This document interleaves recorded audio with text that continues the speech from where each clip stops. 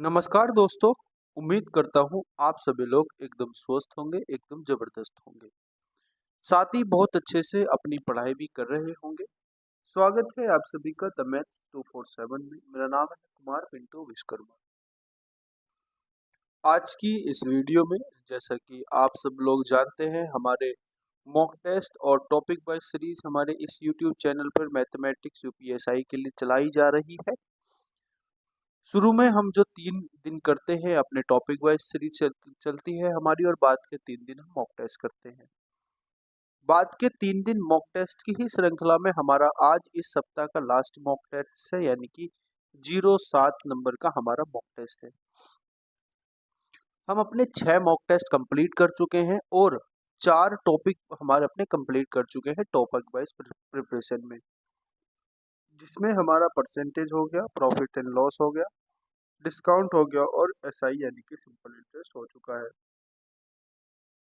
आज की इस वीडियो में हम मॉक टेस्ट नंबर 7 करने जा रहे हैं और हमारा टारगेट रहने वाला है कि हमारे मॉक टेस्ट में भी 40 में से 40 नंबर मैथमेटिक्स वाले सेक्शन में आते रहे और मेन एग्जाम में तो आ ही आए, क्योंकि मॉक टेस्ट में आपके 40 में से 40 आना कोई ज़्यादा बड़ी उपलब्धि नहीं है। अगर आपके मेन एग्जाम में से 40/40 यानी कि 40 के 40 क्वेश्चंस को आप अच्छे से कर पाते हो, तो ये आपकी सबसे बड़ी उपलब्धि मानी जाएगी। यानी कि आपने जो मेन एग्जाम में टारगेट था आपका 100 नंबर का, जो 100 नंबर का आपका मैथमेटिक्स वाला पार्ट आता है, अगर आप उसको अचीव कर लेते हो तो आपके लिए बहुत अच्छा होगा। और हमारा इस मुहिम से, हमारी इस सीरीज के माध्यम से आपको मेरी गारंटी ये है कि मैं आपको इतना मैक्सिमम स्कोर करा के रहूँ। इसलिए मैंने लिखा भी है कि वादा है कि दिला के रहूंगा 40/40। इसलिए बोल रहा हूँ क्योंकि एक्सपीरियंस है, क्योंकि चीज़ों को समझता हूँ, और दूसरी बात यह है कि आपको जितना मैं करा रहा हूँ, अगर आप इतना भी कर लेते हो, ये पर्याप्त है आपके लिए, मोर देन इनफ है। आप देखते होंगे मॉक टेस्ट में मैं किस तरीके के क्वेश्चन आपके लिए लेके आता हूँ। क्वेश्चन इजी भी होते हैं, क्वेश्चन मॉडरेट भी होते हैं और क्वेश्चन हार्ड लेवल के भी होते हैं। तो आप बने रहें इस मॉक टेस्ट सीरीज से भी और उस पीवाईक्यू सीरीज से भी आप बने रहें। तो मैं ये दिल आपको गारंटी देता हूँ कि आप अगर ये सीरीज फॉलो कर लेते हो तो आप 40/40 क्वेश्चन जो आपके आते हैं मैथमेटिक्स सेक्शन में, वो आप करके रहोगे। दूसरी बात ये है दोस्तों कि ये सीरीज आपकी, कुछ लोग पूछते हैं कि भैया ये सीरीज कब तक चलेगी, कब तक चलेगी।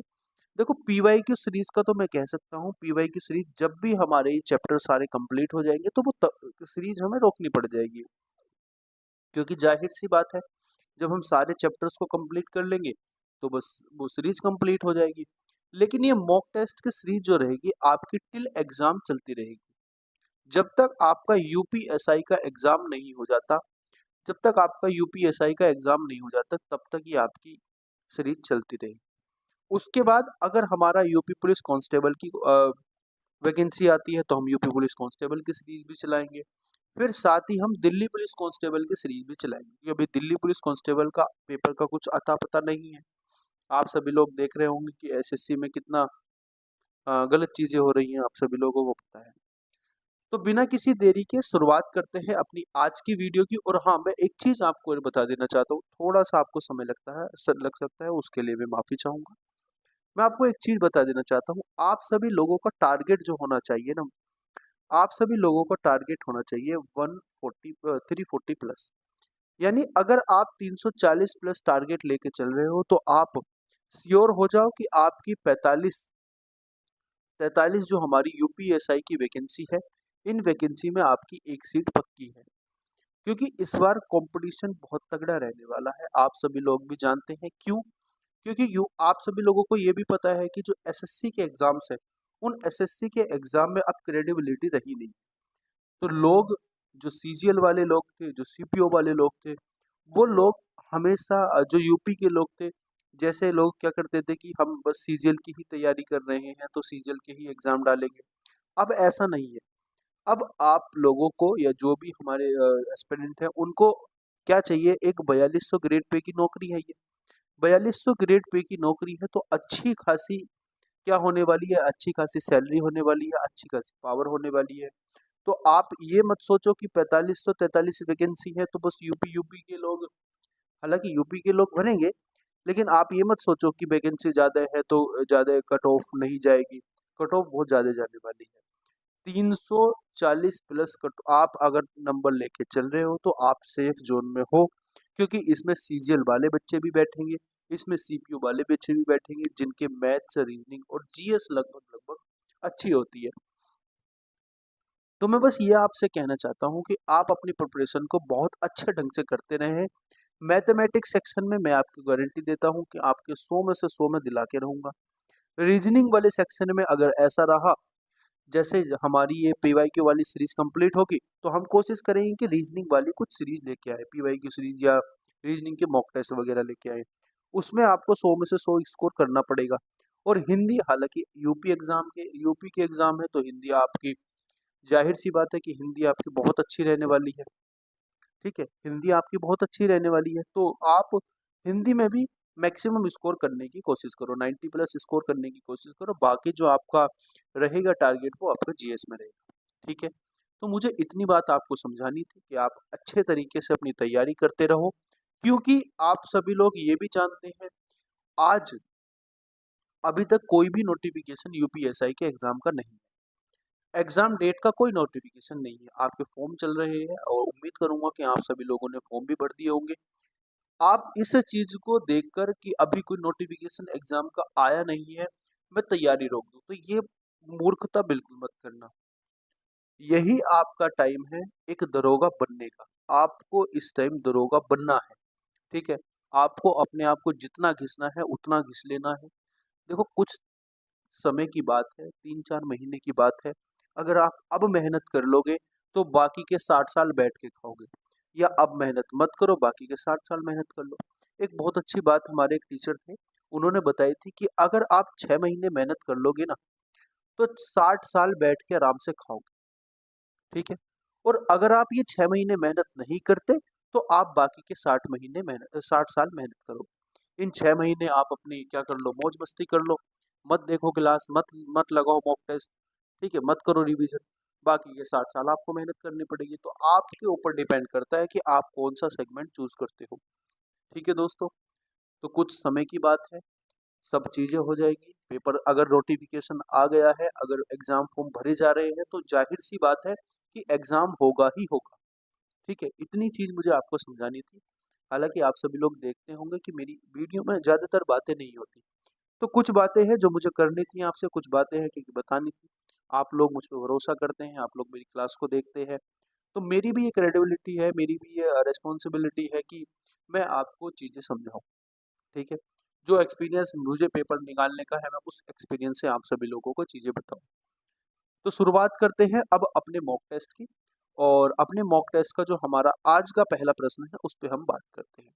अगर किसी को लगा है कि हमारा टाइम खराब हुआ तो प्लीज़ उसके लिए मैं माफ़ी चाहूँगा, लेकिन ये समझाना आपके लिए टाइम खराब नहीं हो सकता। बात करते हैं हम अपने क्वेश्चन नंबर फर्स्ट की। हमारा जो क्लास का आज की क्लास का क्वेश्चन नंबर 1 है उस पे हम बात करते हैं। देखो, क्वेश्चन नंबर 1 क्या है। 40 क्वेश्चन है, आप सभी लोग जानते हैं 40 क्वेश्चन है आपके। आपको बताना है कि कितने क्वेश्चन आपके पास कितने क्वेश्चन आपके बने। और आपसे ये रिक्वेस्ट भी रहेगी कि आप वीडियो को भी लाइक कर देना, और हो सके तो अपने दोस्तों में शेयर कर देना, और नए आए हो तो चैनल को भी सब्सक्राइब कर लेना। कलम और बैंकट की आयु का अनुपात क्रमशः 8:7 है। 20 वर्षों के बाद उनकी आयु का अनुपात क्रमशः 13:12 हो गया। उनकी आयु के बीच का अंतर हमें बताना कितना होगा। आसान प्रश्न है, आपको समझना पड़ेगा कैसे। देखो, पहले जो उनकी आयु का क्या था, एक हमारे पास कलम है, एक है बेकेंट, सॉरी बेकेंट नहीं, बैंकट।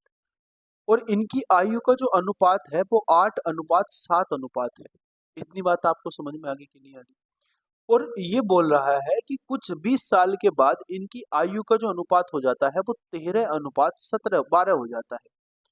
ठीक है, अब इसको करने के दो तरीके हैं। एक तो बेसिक तरीका है कि आप इस तरीके से लो कि 8x प्लस के 20 बटे 7x प्लस के 20 और इसके रेशियो को बराबर रख दो।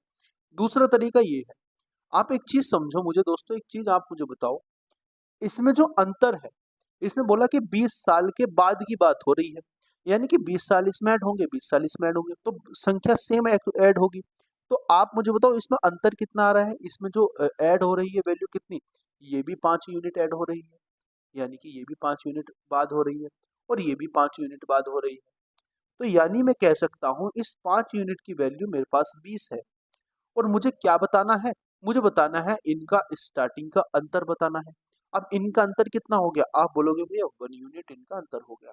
तो आप मुझे बताओ, अगर अगर 1 यूनिट, अगर 5 यूनिट की वैल्यू 20 है तो 1 यूनिट की वैल्यू कितनी हो जाएगी, आप बोलोगे 4, तो आंसर क्या हो जाएगा 4। इतनी बात थी, इतना सा क्वेश्चन था बस, ठीक है, इतना सा प्रश्न था। आगे की मैं बात करता हूँ, आगे की मैं बात करता हूँ दोस्तों, क्या अगला क्वेश्चन है हमारे पास समुच्चय का। समुच्चय का क्वेश्चन है और अच्छा प्रश्न है, आपको समझना पड़ेगा किस तरीके से हम इस तरीके इस क्वेश्चन को करेंगे। ठीक है दोस्तों, आपको ये समझना पड़ेगा। देखो एक चीज मैं आपको बताता हूँ, देखो समुच्चय के क्वेश्चन आते हैं, है ना, और समुच्चय वाला मैंने पार्ट आपको कराया नहीं है।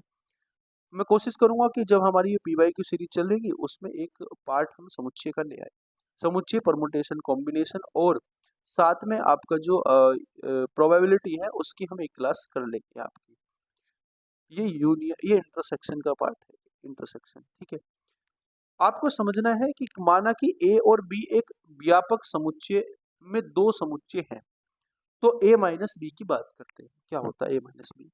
आप एक चीज समझो, अगर मैं आपको बोलूं, आपने बेन डायग्राम पढ़ा होगा, ये बेन डायग्राम है, ये बेन डायग्राम है दोस्तों, ये दो बेन डायग्राम मैंने बना लिए, एक समुच्चय A का और एक समुच्चय B का। ये एक समुच्चय A हो गया, ये एक समुच्चय B हो गया, ठीक है।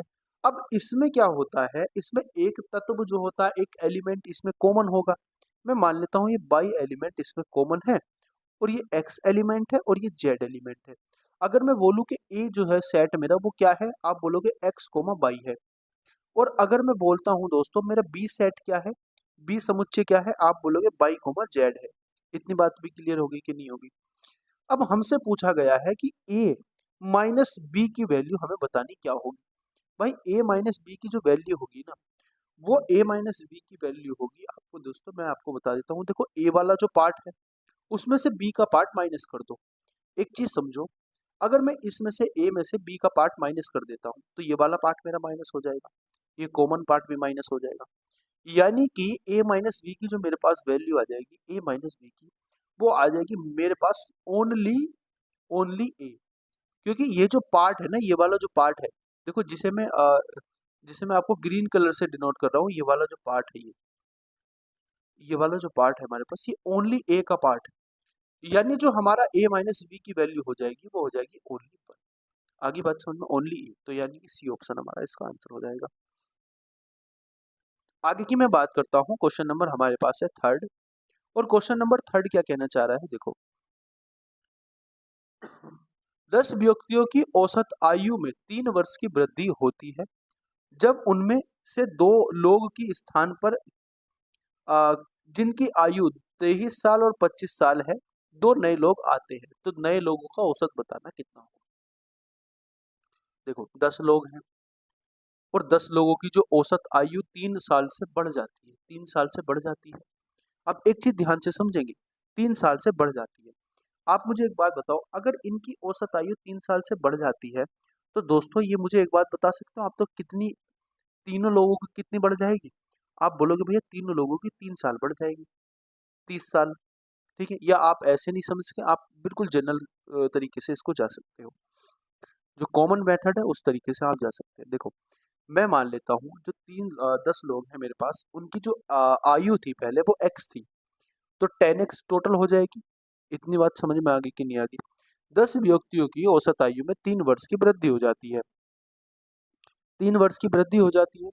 अब आप एक बात बताइए मुझे, आप एक बात मुझे बताइए, इसमें दो लोग नए जोड़े जा रहे हैं, तो उन दोनों, दो नए लोगों को मैं मान लेता हूँ मेरे दोस्त, उन दो नए लोगों को मैं मान लेता हूँ कि उनकी जो आयु है, औसत आयु वो x है, तो उनका जो टोटल हो जाएगा वो 2x हो जाएगा।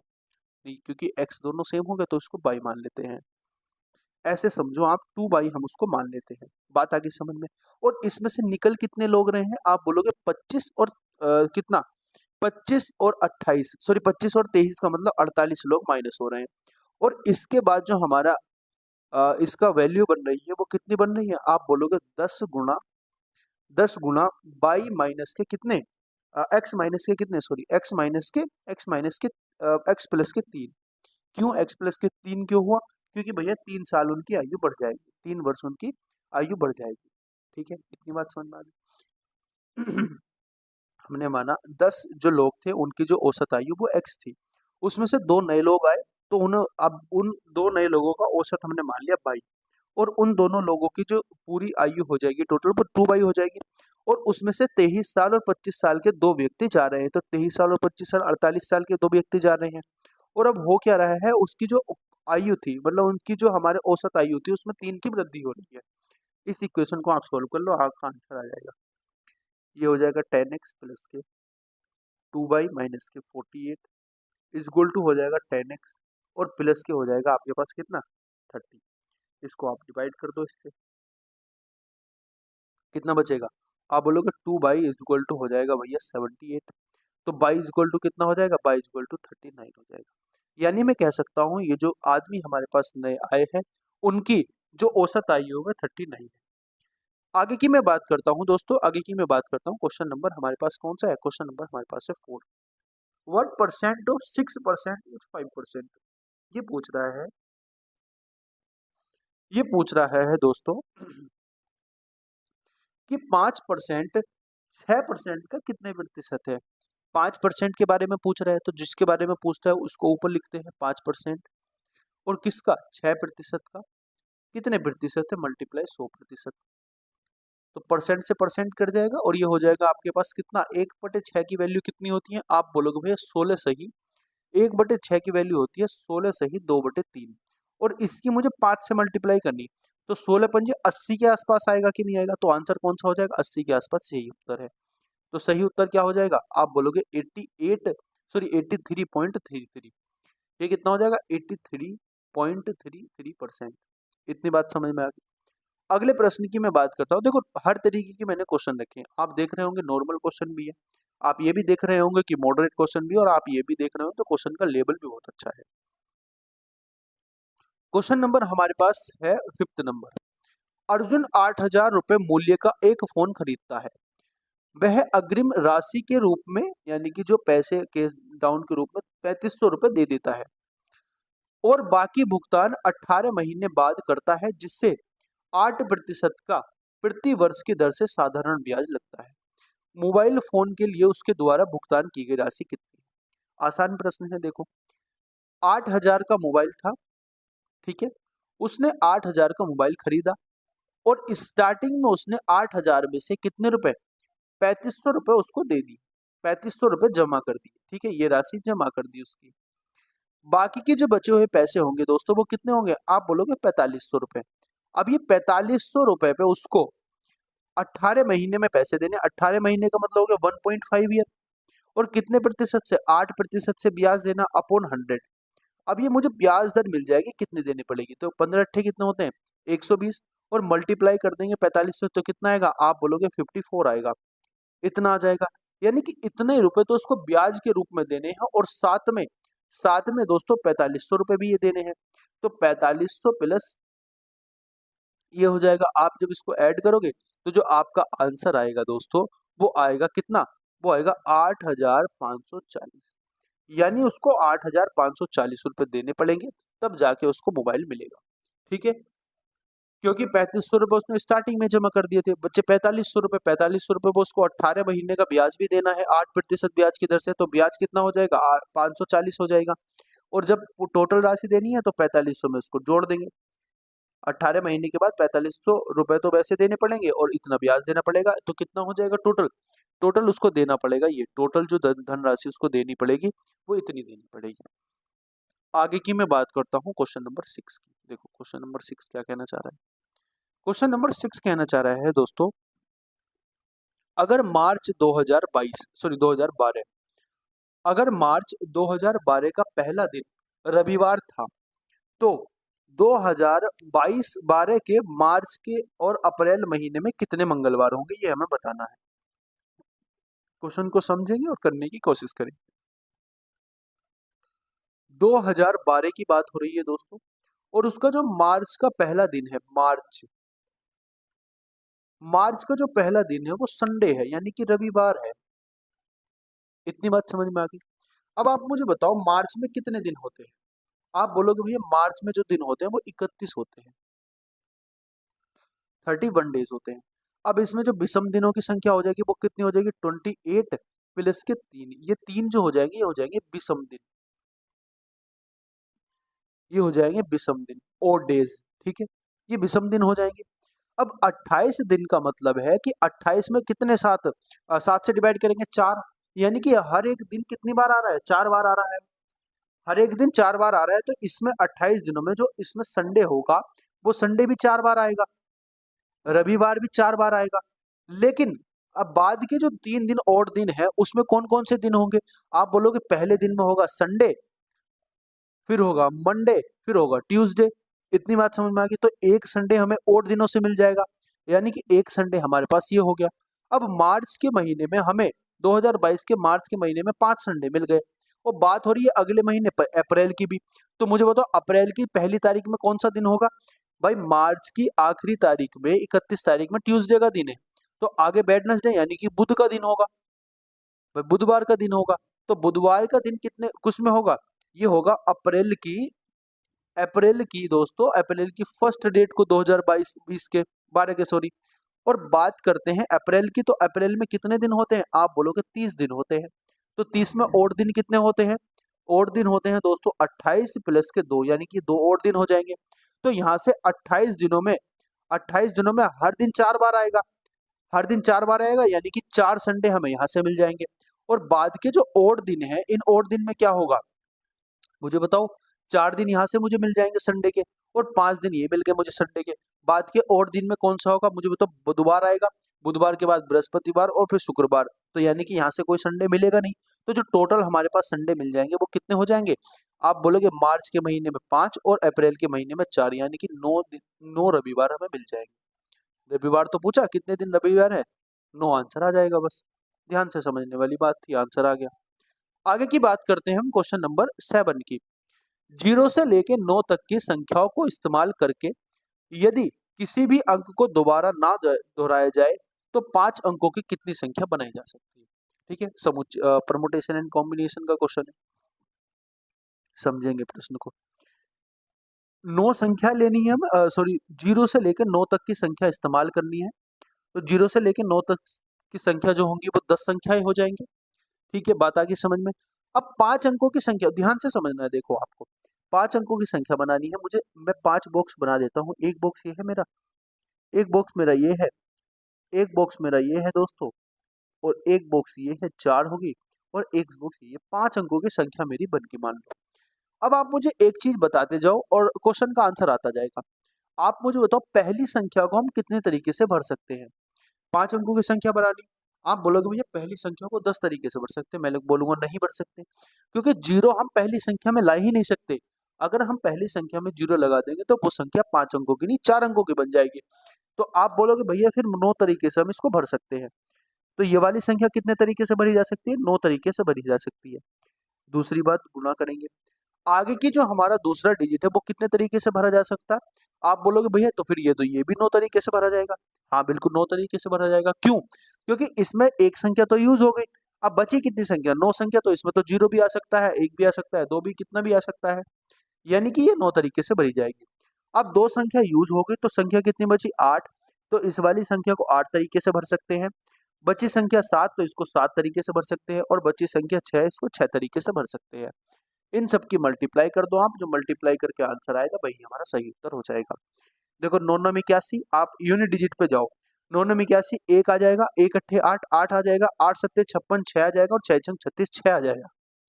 यानी इसकी जो यूनिट डिजिट आ रही है दोस्तों, इसकी जो यूनिट डिजिट आएगी वो 1 आएगी, और सॉरी 6 आएगी, 6। तो यूनिट डिजिट 6 किसकी है, एक के आंसर की है, तो ये उत्तर हो जाएगा बस। जब आप इसको सोल्व करोगे तो आंसर आएगा आपके पास 27, 21, 6।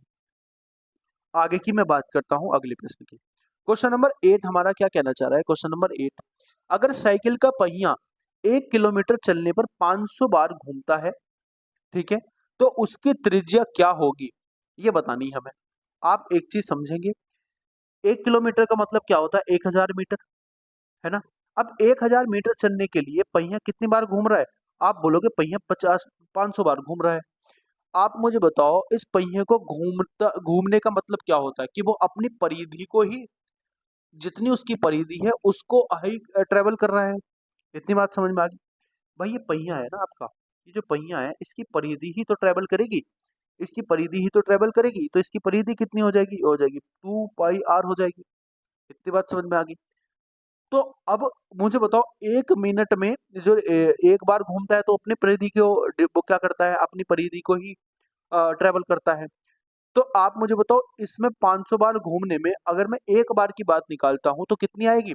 आप बोलोगे भैया 2 मीटर आएगी, ये मीटर में चेंज कर दिया मैंने, यानी कि 2 मीटर आ जाएगी। अब ये 2 मीटर क्या होगी? ये 2 मीटर होगी उसकी परिधि।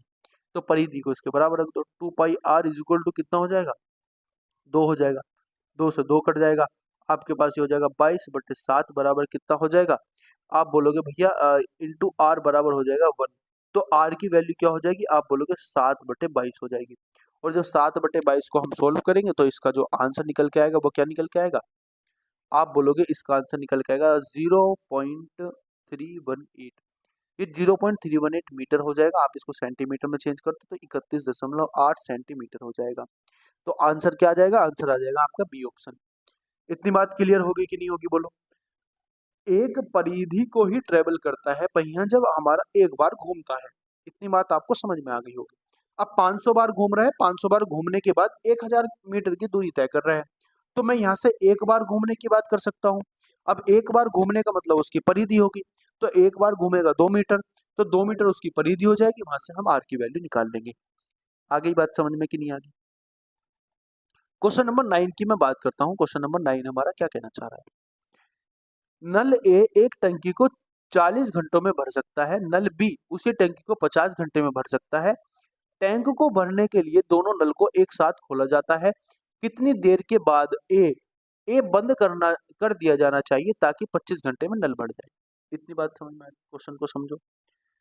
क्वेश्चन को आपको समझ में आ गया होगा। ए जो है किसी टैंक को 40 दिन में भर सकता है, 40 घंटे में। बी उसी टैंक को कितने घंटे में भर सकता है? आप बोलोगे 500 घंटे में। इसका एलसीएम आप ले लो, एलसीएम जो हो जाएगा वो टंकी की कैपेसिटी हो जाएगी। एलसीएम कितना हो जाएगा? आप बोलोगे भैया 200 एलसीएम हो जाएगा। यानी कि इसकी कितनी क्षमता है? 5 इसकी क्षमता है और इसकी 4 क्षमता है। इतनी बात बिल्कुल क्लियर होगी। और ये जो 200 हमारे पास आ गया, ये एलसीएम इसकी कैपेसिटी हो जाएगी, टंकी की कैपेसिटी। अब क्योंकि दोनों एक साथ काम करते हैं, ठीक है, दोनों अगर एक साथ काम करते हैं, दोनों नलों को एक साथ खोला जाता है, यानी कि 5 यूनिट, 5 इकाई और 4 इकाई को एक साथ खोला जाता है। और कितने समय के बाद बंद करा जाए? मैं मान लेता हूं उनको x समय के बाद बंद करा जाएगा। बाकी का जो काम होगा a को बंद करा जाएगा ना, बाकी का जो काम होगा b करेगा। कितने दिन तक? आप बोलोगे 25 माइनस x दिन तक। और कितना काम हो जाएगा? आप बोलोगे भैया 200 काम हो जाएगा। इसको आप सोल्व कर लो। ये हो जाएगा आपके पास 9x, 9x प्लस के कितना हो जाएगा? माइनस के कितना हो जाएगा? 9x माइनस के 4x हो जाएगा और प्लस के हो जाएगा आपके पास 100 और बराबर हो जाएगा मेरे दोस्त कितना? 200। तो यहाँ से आपके पास बचेगा 5x इज इक्वल टू 100, यानी x की जो वैल्यू आ जाएगी वो आ जाएगी हमारे पास 20। तो हम कह सकते हैं कि जो ए अपना टैंक बंद करेगा, ए टैंक जो बंद होगा वो 20 घंटे के बाद बंद होगा। इतनी बात क्लियर होगी कि नहीं होगी बोलो? बोलो इतनी बात क्लियर होगी? क्वेश्चन आपको समझ में आ गया होगा। आगे की मैं बात करता हूँ, क्वेश्चन नंबर 10 की हम बात करते हैं। क्वेश्चन नंबर 10 की हम बात करते हैं। देखो क्वेश्चन नंबर 10 पे जाते हैं। 5 प्रेक्षणों का माध्य क्या है? 3 है। और प्रेषण 2 है। अगर 5 में से 3 प्रेषण क्या है? अगर 5 प्रेक्षणों में से 3 प्रेक्षण 1, 3, 5 है, तब शेष 2 प्रेषण का हमें बताना कौन से होंगे। अच्छा आप एक बात बताओ मुझे, आप मुझे एक बात बताओ, अगर 5 प्रेक्षणों का अगर 5 प्रेषणों का माध्य जो है हमारे पास 3 है, 5 प्रेषणों का माध्य 3 है और जिसमें से 3 प्रेषण ये दे रहे हैं, तो मुझे एक बात बताओ, इनका जो टोटल सम हो जाएगा प्रेषणों का वो कितना हो जाएगा? 3 गुणा 5 यानी कि 15 हो जाएगा। तो आप इसको जोड़ लो, बस 15 आ जाएगा। आप इनको जोड़ लो, 3 ये है तो ये कितने हो जाएंगे? 9, और 9 में 6 जोड़ना है। देखो ये 5 है तो ये नहीं जुड़ सकता, 3 और 2 5 है, ये जुड़ जाएगा। 6 है तो 3 और 2 6 कितना हो जाएंगे? 15। यानी हम कह सकते हैं बाद के 2 प्रेषण जो है 2 और 3 है हमारे पास। ठीक है, 2 और 4 हमारे पास प्रेषण। क्वेश्चन नंबर 11 की बात करते हैं। क्वेश्चन नंबर 11 क्या कहना चाह रहे हैं? 23,56,987 में संख्या 5 के स्थानीय मान और अंकित मान के बीच क्या अंतर होगा ये बताना। उसकी प्लेस वैल्यू और फेस वैल्यू की बात करनी है। भाई प्लेस वैल्यू जो होती है वो क्या होती है आप सभी लोग जानते हैं। ये हमारे पास संख्या है 2 3 5 6 9 8 7। इसकी जो प्लेस वैल्यू हो जाएगी ये हो जाएगी आपके पास 5 और जितनी आगे संख्या हो उसमें 0 लगा, ये हो जाएगी। और इसकी जो फेस वैल्यू हो जाएगी, ये फेस वैल्यू इसकी यही रहेगी 5। अब इनका अंतर बताना, इनका अंतर कितना हो जाएगा? आप बोलोगे 49,995 आ जाएगा।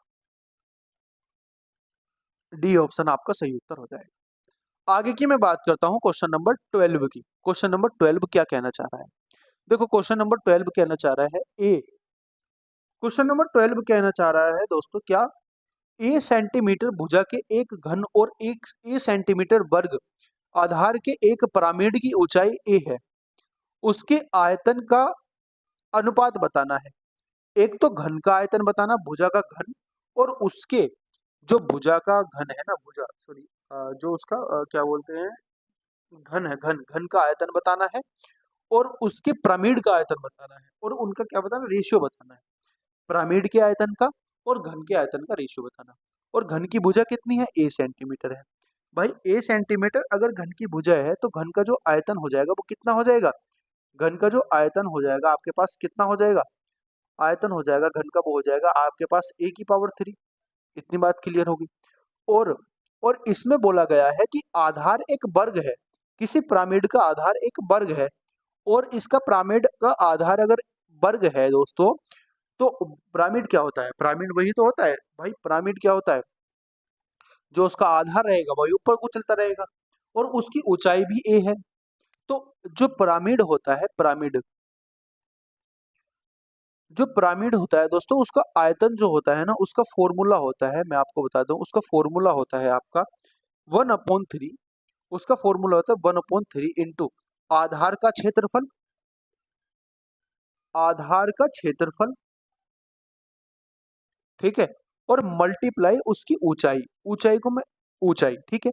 अब मुझे बताओ आधार क्या है? उसका आधार एक वर्ग है तो वर्ग का क्षेत्रफल ए स्क्वायर हो जाएगा।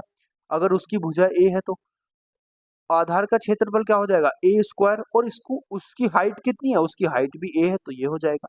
अब ये कितना हो जाएगा? 1/3 ए क्यूब आ जाएगा। अब क्या बताना है? आयतन का घन और पिरामिड के आयतन का, सॉरी, घन का आयतन और पिरामिड के आयतन का रेशियो बताना। तो क्या आ जाएगा आपका? ये आ जाएगा दोस्तों 1/3 और ए स्क्वायर, तो ये कट जाएगा आपका क्यूब से। तो इनका जो रेशियो आ जाएगा वो आ जाएगा 3:1। 3 अनुपात इनका एक आंसर आ जाएगा, यानी कि बी ऑप्शन इसका सही हो जाएगा। पिरामिड का आयतन मैंने बता दिया और आपको घन का आयतन कितना होता है ये उनका रेशियो निकालना, आप उसको बराबर रख देंगे, उनका रेशियो निकाल लेंगे हम। आगे की मैं बात करता हूं क्वेश्चन नंबर 13 की। दो संख्याओं के लघुत्तम समावर्तक महत्तम समावर्तक गुणनखंड 540 है। अगर उसमें से एक संख्या 60 है तो दूसरी संख्या कितनी हो जाएगी? आप बोलोगे 9 हो जाएगी। आप बोलोगे 9 हो जाएगी। कैसे? भाई एचसीएफ इंटू एलसीएम बराबर होता है क्या? ए इंटू बी, और इसमें से ए हमारे पास है और ए हमें निकालना, बी हमारे पास 60 है तो 60 से डिवाइड करेंगे 9 आ जाएगा, ये हो जाएगा ए। आगे की मैं बात करता हूं क्वेश्चन नंबर 14 की। अल्कोहल और जल के 50 लीटर घोल में जिसमें 40% अल्कोहल 10 लीटर अल्कोहल मिलाया जाता है, अंतिम मिश्रण में जल का प्रतिशत बताना। आप मुझे बताओ 50 लीटर की बात है, उसमें से 40% अल्कोहल है और बचा हुआ 60% जल होगा। यानी मैं इनका अनुपात निकाल दूं तो 2:3 के अनुपात में जल और अल्कोहल होगा। 2:3 के अनुपात में है, यानी कि 2 की वैल्यू कितनी है 20 लीटर और 3 की वैल्यू कितनी है, आप बोलोगे भैया 30 लीटर, इतना ही तो है। तो 20 लीटर में और कितना 10 लीटर अल्कोहल और मिलाया जा रहा है, तो ये 30 लीटर हो जाएगा। 30 लीटर अल्कोहल हो जाएगा, 30 लीटर जल हो जाएगा। तो आप मुझे बताओ ये 50-50% हो गया कि नहीं हो गया? आप बोलोगे भैया हाँ 50-50% हो गया। आगे की मैं बात करता हूँ, क्वेश्चन नंबर हमारे पास है 15। आम के रस से भरे एक बर्तन में 8 लीटर निकालकर उसमें पानी भर दिया जाता है। यह प्रक्रिया 3 बार और दोहराई जाती है, मतलब टोटल 4 बार हो जाएगी।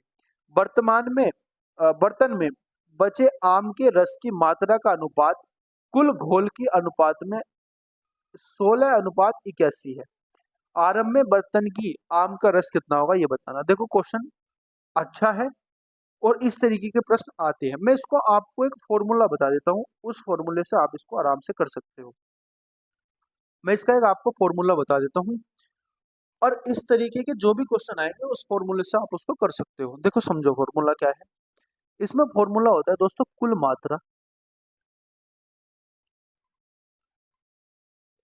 कुल मात्रा, ठीक है, माइनस प्रत्येक बार, माइनस प्रत्येक बार जो भी वैल्यू रिप्लेस होती है, रिप्लेस लिख देता हूं मैं, रिप्लेस होती है उसकी मात्रा, और इसके बटे में आ जाता है कुल मात्रा। इसके बटे में आ जाता है दोस्तों कुल मात्रा,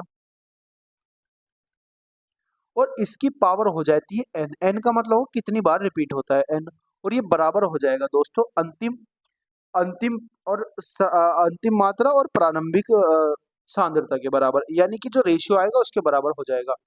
ठीक है, अंतिम मात्रा जो हो जाएगी, अंतिम सांद्रता बोल सकते हैं, अंतिम अंतिम और प्रारंभिक, प्रारंभिक, ठीक है, प्रारंभिक की बात होगी।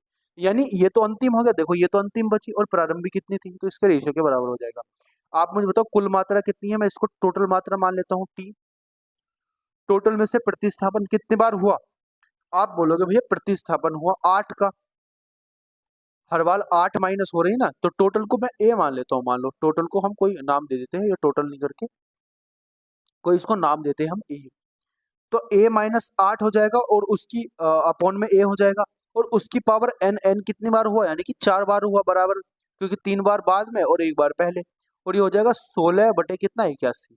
आप इसका 4 का अंडर रूट लेंगे तो ए माइनस के 8 अपॉन ए बराबर हो जाएगा 2/3। ठीक है, ये हो जाएगा आपके पास 3a माइनस के 24 और बराबर हो जाएगा 2a। तो जो a की वैल्यू आपके पास आ जाएगी वो आ जाएगी 24, यानी कि जो स्टार्टिंग में मात्रा थी वो 24 लीटर थी। फॉर्मूला याद रखना है, फॉर्मूले से आप सारे क्वेश्चन इस तरीके के बना सकते हो। आगे की मैं बात करता हूं दोस्तों, क्वेश्चन नंबर हमारे पास 16 है। 100 मीटर लंबे और 80 मीटर चौड़े फर्श को इस प्रकार ढकने के लिए समान लंबाई की न्यूनतम कितनी वर्ग टाइल की आवश्यकता होगी कि टाइल को कोई भी टाइल बर्बाद ना हो। ठीक है, तो कितनी होगी इसका एचसीएफ ले लो भाई। 100 और 80 का एचसीएफ कितना हो जाएगा, वही तो हो जाएगी, एचसीएफ हो जाएगा 20 मीटर। तो 20 मीटर लंबी 20 मीटर वर्ग की हमारे पास टाइल हो जाएगी। आगे की मैं बात करता हूं दोस्तों, कितना, क्वेश्चन नंबर 17। गणना में त्रुटि ज्ञात कीजिए यदि त्रिशा एक संख्या n को 32 गुणा 1/2 की बजाय 32 गुणा 1/3 से गुणा कर देती है। ठीक है, ये हमें बताना है। एक सेकंड, इसकी ब्राइटनेस कैसे कम हुई,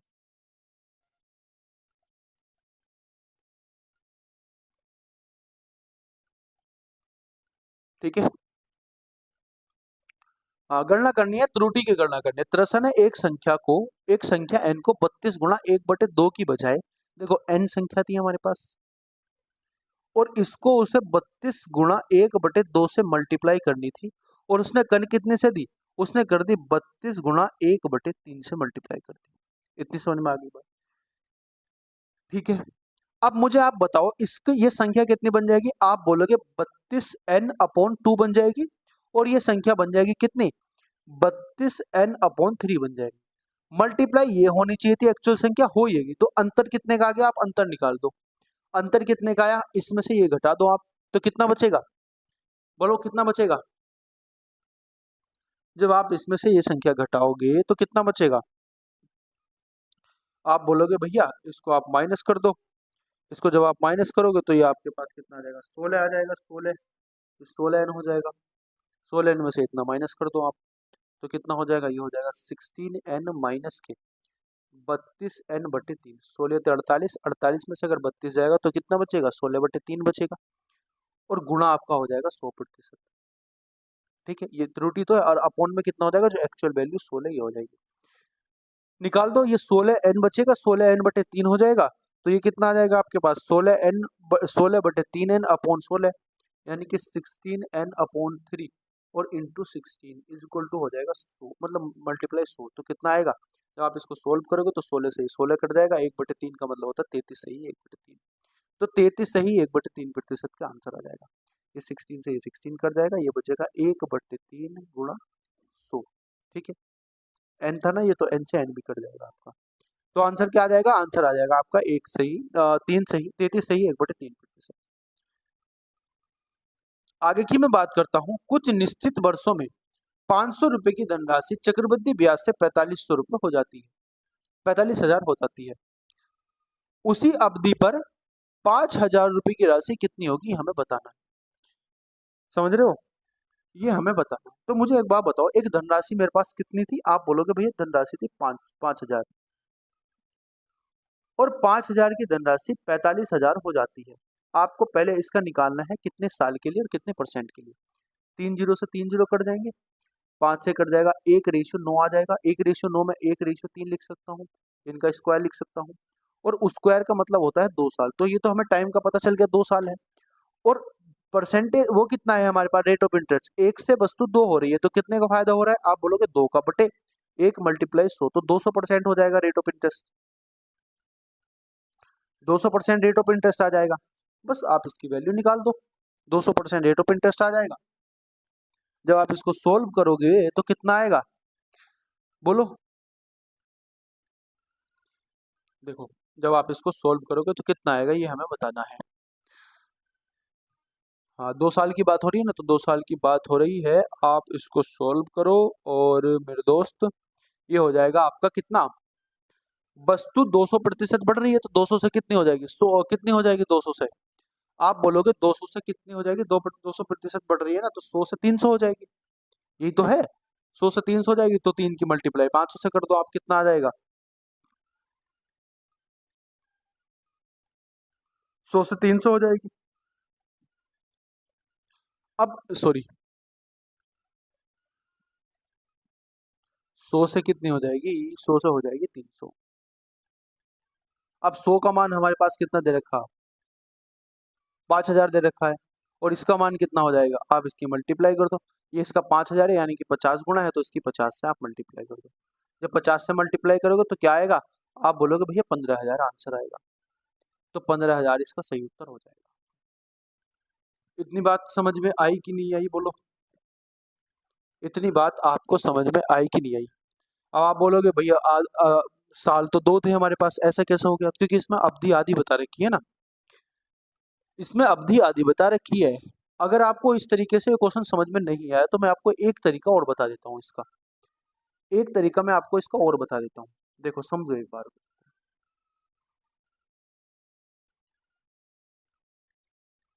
एक तरीका आप इसका और सीख लो। तरीका ये है, देखो आप मुझे बताओ संख्या मेरी 5,000 से कितनी हो रही है? आप बोलोगे 5,000 से 45,000 हो रही है। तो ये तो आपको क्लियर हो गया कि संख्या 1:9 हो रही है, यानी कि 1 का स्क्वायर हो जाएगा और 3 का स्क्वायर हो जाएगा।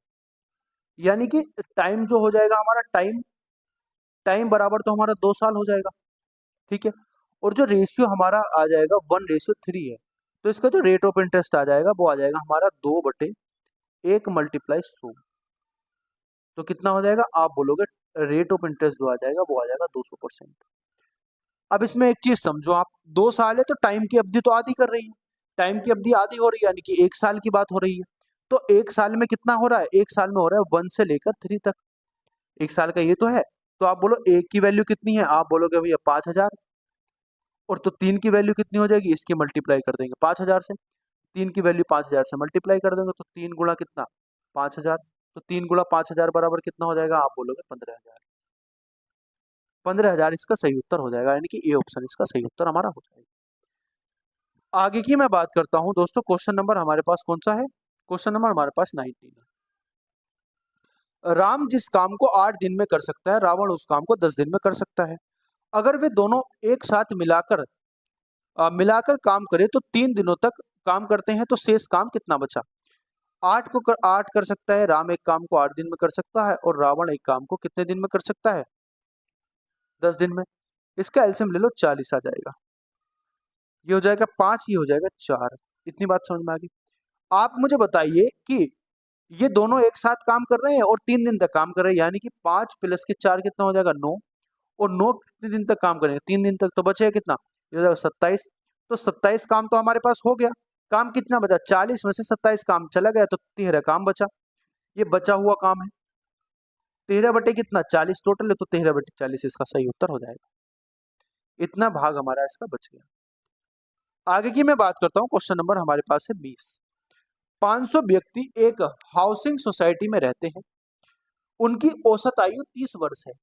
125 व्यक्ति छुट्टी के दौरान शहर से बाहर जाते हैं, जिससे शेष व्यक्तियों की औसत आयु 2 वर्ष बढ़ जाती है। छुट्टी में बाहर गए लोगों की औसत आयु बतानी क्या होगी? अच्छा प्रश्न है, और आपको बताना है क्या इसका सही उत्तर हो जाएगा। देखो, समझेंगे पहले क्वेश्चन को आराम से। आप मुझे एक बात बताइए, 500 लोग हैं। आप बोलोगे हाँ भैया 500 लोग हैं, और इन 500 लोग की जो औसत आयु वो कितनी है? 30 है, यानी कि टोटल जो हो जाएगा कितना हो जाएगा? आप बोलोगे टोटल हो जाएगा ये 15,000। ठीक है, इतनी बात समझ में आ गई। और दोस्तों, ऐसे व्यक्ति बताओ जो सोसाइटी में रह रहे हैं। आप मुझे बताओ, ऐसे व्यक्ति बताओ जो सोसाइटी में रह रहे हैं। आप बोलोगे 125 आदमी चले जाते हैं, तो आप 500 आदमी में से 500 लोगों में से 125 लोग माइनस कर दो, तो कितना बचेगा? आप बोलोगे 375 बचेगा, यानी कि ये 375 लोग बचे। और आप एक चीज और समझोगे, ये 375 लोगों का औसत आयु कितनी बढ़ जाएगी? 2 से बढ़ जाएगी, यानी कि इनकी औसत आयु 30 से 32 हो जाएगी। तो कितनी हो जाएगी? आप बोलोगे 375 मल्टीप्लाई कितनी हो जाएगी? 32। जब इसकी मल्टीप्लाई करोगे तो आएगा कितना? ये आपकी इसकी मल्टीप्लाई करके आएगा दोस्तों 12,000। ठीक है, अब आपको बताना है जो छुट्टी पे गए लोग का उनका औसत बताना। तो आप मुझे बताओ, इसमें अंतर कितना आ गया? इसमें अंतर आ गया भैया कितने का? 3,000 का। और कितने लोग गए हैं छुट्टी पे? इनका अंतर निकाल दो। इनका अंतर कितना आ गया? इनका अंतर आ गया 125। तो इसको 3,000 को 125 से डिवाइड कर दो, तो कितना आएगा? देखो 25 से 8 बार कट जाएगा ये 1,000, और 8 से 24, यानी कि 24 साल आ जाएगा। 20 ईयर उनका क्या आ जाएगा? औसत। 20 ईयर उनका औसत आ जाएगा, 24 ईयर। क्वेश्चन नंबर हम 21 की बात करते हैं। 4 व्यक्ति सचिन, सौरभ, युवराज और धोनी में एक काम करने के लिए सचिन सौरभ से 3 गुना समय लेता है। देखो ध्यान से समझेंगे, सचिन सौरभ से 3 गुना समय लेता है। उसी काम को पूरा करने में सौरभ युवराज से 3 गुना समय लेता है। उसी काम को पूरा करने में युवराज धोनी से 3 गुना समय लेता है। 4 व्यक्ति में 3 ही व्यक्ति का समूह इस काम को 13 दिनों में पूरा कर सकता है, जबकि 3 व्यक्ति का दूसरा समूह इस काम को 31 दिन में पूरा कर सकता है। वह कौन सा समूह है जो काम पूरा करने में 13 दिन लेता है, ये बताना हमें। ओके, अच्छा क्वेश्चन है, काफी अच्छा क्वेश्चन है, समझना पड़ेगा आपको। देखो, धोनी से बात करते हैं हम। धोनी को मैं मान लेता हूं डी। अगर धोनी उस काम को करने में टी समय लेते हैं, ठीक है, तो आप मुझे बताओ धोनी के बाद कौन था? देखो, धोनी से युवराज कितना 3 गुना समय लेता है, यानी कि युवराज जो समय लेते हैं वो 3 गुना समय लेते हैं, यानी कि 3T समय लेते हैं। उसके बाद युवराज से 3 गुना अधिक समय कौन लेते हैं? सौरभ लेते हैं। सौरभ उस काम को अधिक समय लेते हैं, कितना? आप बोलोगे भैया इसके 3 गुना, यानी कि 90 लेंगे। और सौरभ के बाद सचिन आ जाएंगे। सचिन इस काम को कितना समय लेते हैं? इसके भी 3 गुना, यानी कि 27T लेते हैं। इतना समझ में आ गया, हमने TT इनका काम मान लिया। अब आप मुझे बताओ, इनका टोटल टाइम अगर मैं टोटल मान लेता हूं तो 27T मान लेता हूं, 27T टोटल वर्क। तो इसकी धोनी की इफिशियंसी कितनी हो जाएगी? आप बोलोगे 27। युवराज की एफिशिएंसी कितनी हो जाएगी, नई पेन से लिख देता हूँ, है ना। धोनी जी की हमारी जो एफिशिएंसी हो जाएगी वो हो जाएगी 27, क्योंकि ये टी दिन में काम करते हैं 27 टी को, तो ये हो जाएगी 27। और इनकी जो एफिशिएंसी हो जाएगी वो कितनी हो जाएगी, आप बोलोगे 9 27 9 हो जाएगी। आप बोलोगे सचिन की कितनी हो जाएगी 3, और आप बोलोगे युवराज की और सचिन की कितनी हो जाएगी 1। इतनी बात आपको बिल्कुल क्लियर होगी कि नहीं होगी। अब मुझे एक बात बताइए, आप मुझे एक बात बताइए, ऐसा समूह है एक, पहला जो समूह है हमारे पास, पहला समूह, उनकी जो दक्षता है यानी कि वो जो काम करते हैं, वो काम करते हैं 13 दिनों में। भाई 13 दिनों में अगर काम करेंगे तो मुझे बताओ एक दिन में कितना काम करेंगे, 1/13 काम करेंगे। ठीक है, 1/13 काम करेंगे। तो पहला समूह में मान लेता हूं, जो पहला मेरे पास समूह है, इसमें से 2 समूह है ना। पहला समूह क्या है, 3 लोगों का पहला समूह कौन कौन सा हो सकता है, पहला समूह कौन कौन सा हो सकता है दोस्तों।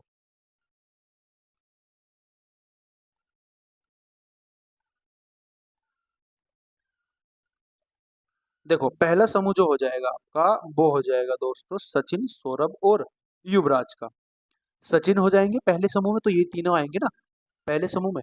तो सचिन नहीं नहीं नहीं नहीं, ये नहीं, ये बार इनमें से तीनों आएंगे पहले समूह में, इनमें से तीनों आएंगे सचिन, सौरभ और युवराज, ये पहला समूह हो जाएगा। सचिन, सौरभ और युवराज, सचिन हो जाएंगे, सौरभ हो जाएंगे और युवराज हो जाएंगे। ये इस काम को कितने दिन में कर सकते हैं, 13 दिन में कर सकते हैं, यानी कि इनकी दक्षता हो जाएगी 1/13। ठीक है, इनकी जो एफिशिएंसी हो जाएगी। और बाद में जो है, बाद में कौन कौन है, बाद में है सौरभ प्लस सौरभ के बाद युवराज और प्लस धोनी। इनकी जो आपकी क्या हो जाएगी, इनकी दक्षता हो जाएगी 31 दिनों में करते हैं, यानी कि 1/31 हो जाएगा। अब इनका समय निकाल दो आप। ये पूछ रहा है कि पूरा पूरा काम 13 दिनों में कौन कर सकते हैं, इनका रेशियो निकाल दो। भाई ये तो दक्षता का रेशियो हो जाएगा। आप मुझे बताओ, ये तो दक्षता का रेशियो हो जाएगा। अब इसका उल्टा, क्योंकि टाइम क्या है, मुझे बताओ टाइम कितना है, टाइम है भैया सेम। तो इनका उल्टा जो हो जाएगा, इनका उल्टा यानी कि 31, ये 31 रेशियो कितना हो जाएगा, 31/13। तो 13 दिनों में बाद वाले हैं ये, 13 दिनों में कौन करते हैं, 13 दिनों में ये बाद वाले हैं। भाई 13 दिनों में कौन है, युवराज सचिन ही तो है, युवराज सौरभ सचिन है बाद वाले में। बस यही आपका इसका सही उत्तर हो जाएगा।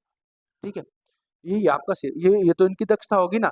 आप बोलो ये इनकी दक्षता होगी, अब इसका उल्टा कर दो आप, क्योंकि समय क्या है, क्योंकि टाइम क्या है, सेम है। तो ये तो हो जाएगी इफिशियंसी, और ये हो जाएगा इनका टाइम, ये हो जाएगा इनका टाइम। तो 13 दिनों में कौन सा समूह कर रहा है, 13 दिनों में ये वाला समूह कर रहा है, यानी कि सचिन सौरभ और युवराज का। तो सी इसका सही उत्तर हो जाएगा।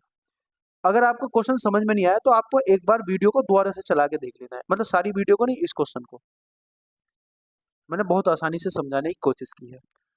P upon Q is equal to 1/3 है, P upon Q is equal to है हमारे पास 1/3, Q अपॉन R हमारे पास है 2। ठीक है, और R अपॉन S है हमारे पास 1/2। इसको मैं 2/1 मान लूं, कोई दिक्कत वाली बात तो नहीं है। ये हो जाएगा हमारे पास PQR अपॉन STU की पावर 3। ये पावर 3 है, ध्यान रखिए, ये पावर 3। ठीक है, अब मुझे बताओ P की वैल्यू 1 हो जाएगी, Q की वैल्यू 2 और R की वैल्यू 1। ये बस इसी तरीके से मान लो आप, वैल्यू 1 हो जाएगी, 2 हो जाएगी, 1 हो जाएगी बटे। अब इनकी S की वैल्यू 2 है, T की वैल्यू कितनी है, T है कहीं हमारे पास इसमें, S अपॉन T है ना ये। अच्छा और भी है क्या, ये S अपॉन T है। ओके, U भी है, U भी S अपॉन T, और साथ में आपका ये T अपॉन U भी है। S अपॉन T बराबर होगा आपके पास 3, और T अपॉन U बराबर आपके पास होगा 1/4। ये अलग अलग संख्या इनकी आ गई। ठीक है, आगे बात समझना। अब इसमें पूछा P और Q, P हो जाएगा, P की वैल्यू कितनी है, देखो दोबारा से मैं करता हूँ एक बार, समझेंगे ना, आराम से समझेंगे। थोड़ा सा राइटिंग आपका गलत हो गया था। देखो ये है आपके पास P अपॉन Q बराबर हो जाएगा 1/3। उसके बाद क्या है, Q अपॉन R बराबर कितना हो जाएगा हमारे पास, 2 हो जाएगा। ओके, R अपॉन S बराबर हमारे पास क्या हो जाएगा, 1/2 हो जाएगा। और दोस्तों S अपॉन T हमारे पास क्या हो जाएगा, आप बोलोगे 3 हो जाएगा। और टी अपॉन यू हमारे पास कितना हो जाएगा, 1/4 हो जाएगा। अब इनको बराबर करना है। देखो मैं इसको कह देता हूँ P/Q बराबर 1/3 और साथ में ये हो जाएगा Q/R बराबर मेरा 2/1। ठीक है, Q को बराबर करना पड़ेगा। Q को क्या करना पड़ेगा, Q को बराबर करना पड़ेगा, तो इनको बराबर करो आप। जब इनको बराबर करेंगे तो इसकी मल्टीप्लाई आप कर दो 2 से और इसकी मल्टीप्लाई आप कर दो किससे, आप इसकी मल्टीप्लाई कर दो मेरे दोस्त किससे, आप इसकी मल्टीप्लाई कर दो 3 से। तो ये कितना हो जाएगा, ये हो जाएगा P की वैल्यू 2 हो जाएगी और Q की वैल्यू 6 हो जाएगी। इसी तरीके से Q की वैल्यू 6 हो जाएगी और R की वैल्यू 3 हो जाएगी। ये इतनी बात आपको समझ में आ गई होगी एकदम। ठीक है, ये वाली बात आपको समझ में आ गई होगी। अब इसमें क्या बोला कि R की वैल्यू 3 है और यहाँ पे R की वैल्यू 1 है, तो इसको R की वैल्यू 3 करना पड़ेगा। देखो R/S बराबर और S/, कितना, S/T बराबर, R/S बराबर 1/2 है और ये कितना हो जाएगा आपके पास, ये हो जाएगा 3 कितना, 3T हो जाएगा। अब क्योंकि R की वैल्यू 3 है, यहाँ पे R की वैल्यू 3 बन रही है ना ये, तो हमें R की वैल्यू 3 बनाने के लिए यहाँ से 3 से मल्टीप्लाई करनी पड़ेगी। जब यहाँ 3 से मल्टीप्लाई करेंगे तो कितना हो जाएगा, आप बोलोगे 3 कितना हो जाएगा 6, और क्योंकि S की वैल्यू 6 है तो यहाँ हमें 2 से मल्टीप्लाई करनी पड़ेगी।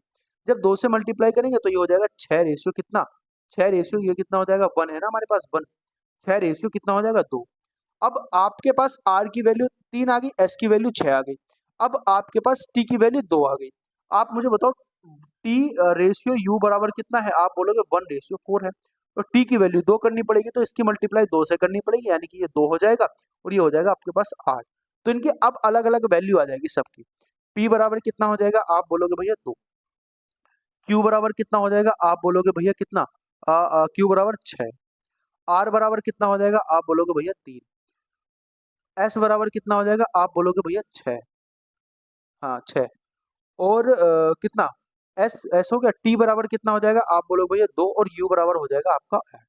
अब इनकी सबकी अलग अलग वैल्यू निकल के आ गई, आप इसका मान निकाल दो। पूछा क्या गया हमसे, पूछा क्या गया है हमसे, पूछा गया है PQR/STU, PQR/STU, PQR/STU की पावर 3। तो P की वैल्यू कितनी है 2, Q की वैल्यू कितनी है 6, R की वैल्यू कितनी है 3 बटे, S की वैल्यू कितनी है 6, T की वैल्यू कितनी है 2, U की वैल्यू है 8। ठीक है, आप इसको डिवाइड करो, 6 से 6 कट जाएगा, 2 से 2 कट जाएगा, यानी कि 3 बटे कितना हो जाएगा, 3 बटे आपके पास हो जाएगा 8। इसका क्यूब निकालना है, 3/8 का क्यूब कितना हो जाएगा, 27/512, 27/512 इसका क्यूब हो जाएगा, यानी कि ये ऑप्शन इसका सही उत्तर हो जाएगा। अच्छा क्वेश्चन था। ठीक है, हम थोड़ी सी इसमें गलती कर देते लेकिन हमने नहीं की, हमने दोबारा से क्वेश्चन करने की कोशिश की है। 250 मीटर लंबी एक ट्रेन 10 किलोमीटर प्रति घंटे की चाल से उसी दिशा में चल रहे व्यक्ति को 20 सेकंड में पार करती है। ठीक है, ट्रेन की चाल बतानी क्या होगी। ओके, आप मुझे बताओ 250 मीटर लंबी ट्रेन है, अगर किसी व्यक्ति को पार करेगी तो उतना ही समय पार करेगी जितने की व्यक्ति है, जितने की ट्रेन लंबाई, उतनी ही दूरी को तय करेगी जितनी की ट्रेन की लंबाई है, अगर किसी व्यक्ति को पार करेगी तो। और इसने बोला है कि लंबाई लंबी है और ट्रेन कितनी है, 10 मीटर प्रति घंटे की चाल से चल रहे उसी व्यक्ति को 20 सेकंड में पार करती है। तो ये 20 सेकंड में पार करेगी और जो रिलेटिव स्पीड आ जाएगी वो आ जाएगी ट्रेन की स्पीड में, मान लेता हूँ कितनी, ट्रेन की स्पीड में मान लेता हूँ x मीटर पर सेकंड और माइनस के हो जाएगा 10 गुणा 5/18। ठीक है, ये माइनस हो जाएगा क्योंकि एक ही दिशा में चल रहे हैं तो रिलेटिव स्पीड माइनस हो जाएगी। आप इसको डिवाइड करो, ये 25/2 हो जाएगा आपके पास, 25/2 बराबर कितना हो जाएगा, ये आपके पास कितना हो जाएगा 5 और ये आपके पास हो जाएगा 9। तो 9 हो जाएगा और 25 कितना बचेगा, 16 बचेगा आपके पास, है ना। ये मीटर पर सेकंड में है ना आपके पास, तो 16 बटे कितना हो जाएगा, 16 बटे कितना हो जाएगा, है ना 25, 5×5 = 25, 25/9। ठीक है, तो ये आपके पास हो जाएगा दोस्तों 16/9। अब 16/9 आ जाएगा। ठीक है, आप इसको वैल्यू निकाल दो कितनी आ जाएगी, बस 16/9 आ जाएगा ना, आप इसकी वैल्यू निकाल दो। अगर ऐसे ना करना चाहो तो आप एक काम करो, आप एक काम करो, अगर इस तरीके से आपको नहीं बन रही बात तो आप एक काम करो, इसको ऐसे करके करो, देखो बताता हूँ कैसे। ये 25 बटे कितना है, 250/20 हो जाएगा।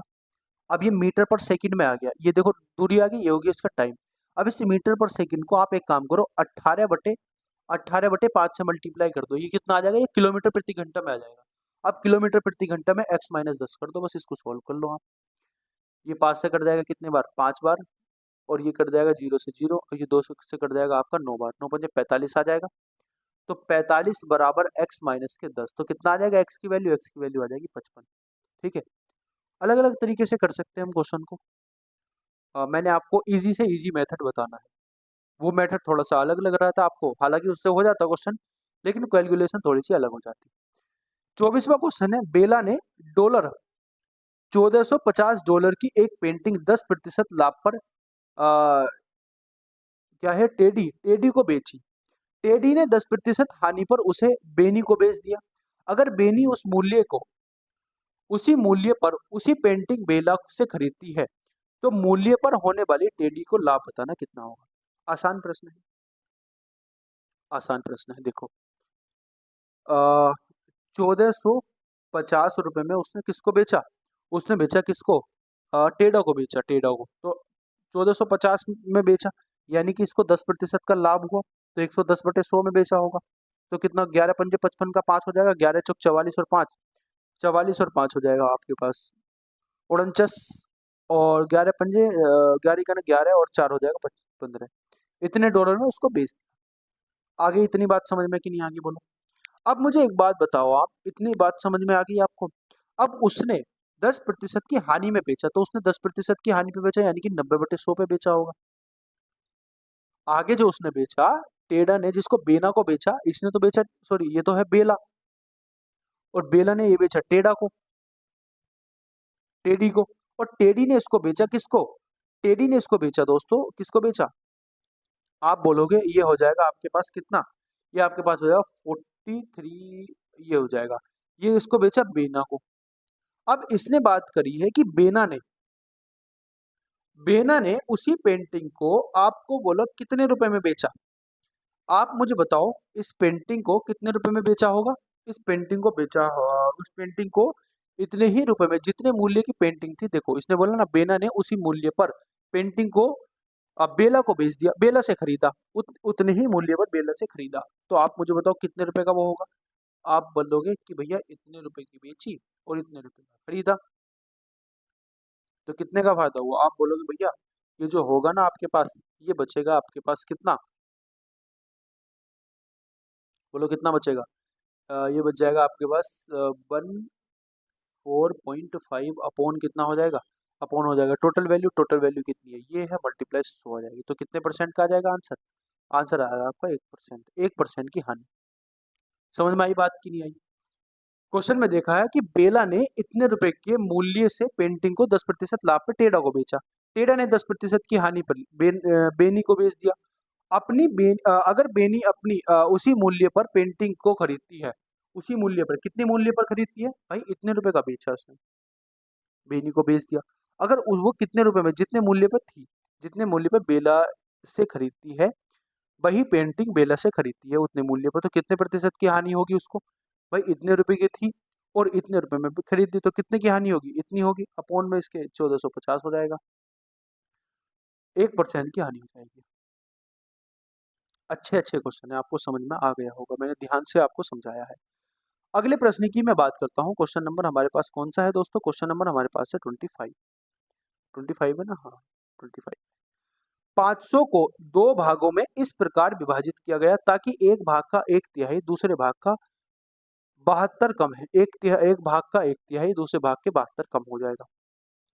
ओके, तो क्वेश्चन को ऑप्शन से चले जाओ, आप तो ऑप्शन से चले जाओगे। आप बोलोगे पहले भाग का 1/3, इसका 1/3 कितना हो जाएगा, आप बोलोगे 73 हो जाएगा, और दूसरे भाग से कितना कम है, 72 कम है, तो दूसरा भाग कितना 176, इससे 72 कम है कि नहीं है। आप बोलोगे नहीं बिल्कुल नहीं है 72 कम, 73 माइनस कम कर दो इसमें से, तो कितना बचेगा, ये बचेगा 3, और ये बचेगा कितना आपका, बोलो कितना बचेगा, 7 बचेगा, तो आपका कितना इधर बचेगा 10, इतना तो कम नहीं है, मतलब कि आंसर नहीं हो सकता। अगली मैं बात करता हूँ अगले प्रश्न की, अगले ऑप्शन की। अगला ऑप्शन क्या है मेरा, ऑप्शन नंबर 2 देखो, देखो ऑप्शन नंबर 2 क्या है, ऑप्शन नंबर 2 क्या है दोस्तों? 231 है, 221 है, और इसका कितने प्रतिशत? इसका एक तिहाई, इसका एक तिहाई निकाल दो, इसका एक तिहाई कितना हो जाएगा? आप बोलोगे 3 का 3। ओके, ये मैंने गलती कर दी भाई, शुरू में थोड़ी सी मुझसे गलती हुई है। ये जो है ना 321 का कितना एक तिहाई कितना हो जाएगा? आप बोलोगे एक तिहाई हो जाएगा 107, 107। अब ये 107 से 72 कम है, यानी कि 72 अगर मैं इसमें जोड़ूंगा तो इतना आना चाहिए 176। तो अगर इसमें मैं 72 जोड़ूंगा तो कितना आएगा? आप बोलोगे 179 आएगा। तो 179 तो आ ही नहीं रहा, तो यानी कि 179 इसमें बन रहा है, तो ये आंसर आपका हो जाएगा, यानी कि आपका आंसर हो जाएगा बी ऑप्शन। ठीक है, आगे की मैं बात करता हूँ। क्वेश्चन नंबर हमारे पास कौन सा है? क्वेश्चन नंबर 26 है। फरवरी 2006 में अंतिम बुधवार को कौन सी तारीख होगी? ये आपको होमवर्क के तौर पे बताना है। देखो, आपको इतने क्वेश्चन मैंने करा दिए, एक तो मैं आपको होमवर्क के तौर पर दे सकता हूँ ना। ओके, अब हमारे पास ये क्वेश्चन है, इसको हम करना है। देखो, ये 2 जो लिखा हुआ है ना, ये स्क्वायर में लिखा, ये क्यूब पावर में लिखा हुआ है ना। सारी जो ये वैल्यू लिखी हुई है पावर में लिखी हुई है, ध्यान रखेंगे इस बात का, ये पावर में लिखी हुई है ना। तो देखो, सॉल्व करने की कोशिश करते हैं। आप मुझे बताओ, अगर मैं इसकी पावर 2 करता हूँ तो 6 छंग 36 हो जाएगा, यानी कि 0.0636 हो जाएगा। और 12 की अगर मैं मल्टीप्लाई करता हूँ, 2 करता हूँ पावर, तो कितना आएगा? आप बोलोगे भैया 0.014 आ जाएगा, 144। और 18 का अगर मैं स्क्वायर करता हूँ तो कितना आएगा? आप बोलोगे भैया इसका स्क्वायर 324 होता है, यानी कि 0.0324 हो जाएगा। और 24 का स्क्वायर कितना होता है? आप बोलोगे 576 होता है, तो ये हो जाएगा प्लस के कितना? 576 को क्या लिख सकते हैं? 0.0576 लिख सकते हैं। और अब बात करते हैं 30 की। 30 का स्क्वायर कितना हो जाएगा? आप बोलोगे 0.0900 हो जाएगा। अब इसके अपोन में क्या है? इसके अपोन में है 0.2 का स्क्वायर, तो इसका स्क्वायर कितना हो जाएगा? आप बोलोगे 0.00 और 04 हो जाएगा। इसमें बाद में 4 संख्या आनी चाहिए ना। देखो, 2 संख्या है बाद के, तो दुगना स्क्वायर करके 2 संख्या और बढ़ जाएंगी, 4 आनी चाहिए अंक। ठीक है, अब बात करते हैं हम दूसरी। अब बात करते हैं हम दोस्तों इसकी, ये हो जाएगा 0.0 कितना हो जाएगा? 0.0014 आ जाएगा। एक सेकंड का मुझे समय देंगे, मैं बस लैपटॉप का चार्जर ले आऊँ, है ना। बस एक सेकंड का समय देंगे। इस क्वेश्चन को मैं कर देता हूँ आपका। अब जब इस क्वेश्चन को मैं करूंगा तो ये कितना आएगा आपका? ये आ जाएगा आपका 0.198 अपॉन आ जाएगा आपके पास 0.002, इतना आ जाएगा। आगे बात समझ में कि नहीं? इतना आ जाएगा 0.002। तो जब इसको आपको सोल्व करोगे तो आएगा 198/2, इसका मतलब हो जाएगा 99। तो 99 इसका सही उत्तर हो जाएगा। 1 मिनट का समय देंगे बस मुझे, 1 मिनट का आया, मैं 1 सेकंड कर दूंगी।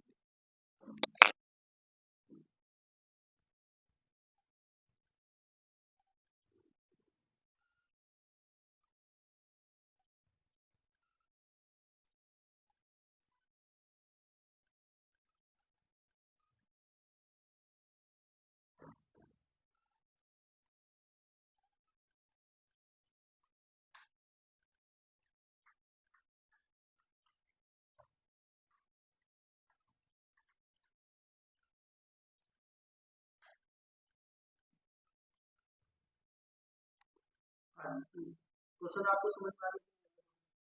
क्वेश्चन आपको अच्छी तरीके से समझ में आ गया होगा?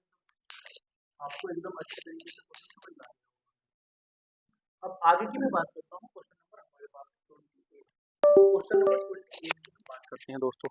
क्वेश्चन नंबर किसके? 28 की हम बात करते हैं। ठीक है, 28 की बात करते हैं। तो 28 क्या है हमारे पास? 3 सही 1/2 प्लस 4 सही 1/4 प्लस 6 सही 1/6 प्लस x बराबर है 60/2। तो इसमें x की वैल्यू बतानी क्या होगी, समझेगी? ये हो जाएगा 3 सही 1/2 और प्लस 4 सही 1/4 और प्लस हो जाएगा 6 सही 1/6 और प्लस के x हो जाएगा और बराबर हो जाएगा आपके पास 60/2। 60/2 को मैं 30 लिख सकता हूँ, कोई दिक्कत वाली बात नहीं है, बिल्कुल लिख सकते हैं 30। इसको सॉल्व कर लो आप सभी लोग। ये हो जाएगा 6 और 1 7/2, 6 चौक 4 चौक 16 और 1 17/2 हो जाएगा 17/4 प्लस 6 छंग 36 और 1 37 बटे कितना हो जाएगा? 37/6 और प्लस x आ जाएगा, बराबर हो जाएगा 30। ठीक है, अब इसका एलसीएम ले लो आप। एलसीएम कितना हो जाएगा? एलसीएम हो जाएगा 36। 4 छक 24 हो जाएगा, 24 24 एलसीएम हो जाएगा, 12 बार कटेगा, 12 सत्ते 84, 84 आ जाएगा प्लस, अभी 6 हो जाएगा, 17 छक्का 102 होते हैं और प्लस हो जाएगा ये 23 की 4 से मल्टीप्लाई करेंगे तो क्या आएगा, आप बोलोगे 4 सत्ते 28 का 8 हो जाएगा, हासिल 2, 4 तिया 12, 12 और 2 हो जाएगा 14, इतना आ जाएगा और प्लस हो जाएगा x बराबर हो जाएगा 30। जब आप इसको सोल्व करोगे तो कितना आएगा, 8 है तो 10 और 4 14 का 4 हो जाएगा, हासिल 1, 4 और 8, 8 4 12 और 1 13 का 3 हो जाएगा और 1 और 1 2 और 1 3 हो जाएगा, बटे हो जाएगा आपके पास 24 और बराबर हो जाएगा आपके पास 30, sorry sorry sorry sorry sorry sorry ये हो जाएगा x बराबर 30, प्लस के x बराबर 30 हो जाएगा, प्लस के x बराबर हो जाएगा 30। जब आप इसको सोल्व करोगे तो जो आपका आंसर निकल के आएगा वो कितना निकल के आएगा, आप इसमें से घटा दो इसको, आप इसको इसमें से घटा दो तो कितना आएगा ये, आप इसको 4 से 2 से काट दो, देखो 2 ही कम 2 बचेगा कितना, 2 छंग 12, 2 सत्ते 14 और 2 से कट जाएगा 12 बार, ठीक है। अब इसको आप x की वैल्यू निकाल लो तो कितना आएगा, 30 माइनस के 167 अपॉन 12, 12 ते 36 हो जाएंगे, तो x बराबर 360 में से इसको माइनस करेंगे तो कितना बचेगा, आप बोलोगे 200, 200 यानी कि 193, तो 193 बटे 12 आंसर आ जाएगा, 193 बटे 12 इसका सही उत्तर हो जाएगा, यानी मैं कह सकता हूँ सी ऑप्शन हमारे पास इसका सही उत्तर हो जाएगा। आगे की मैं बात करता हूँ दोस्तों, क्वेश्चन नंबर हमारे पास कितना है,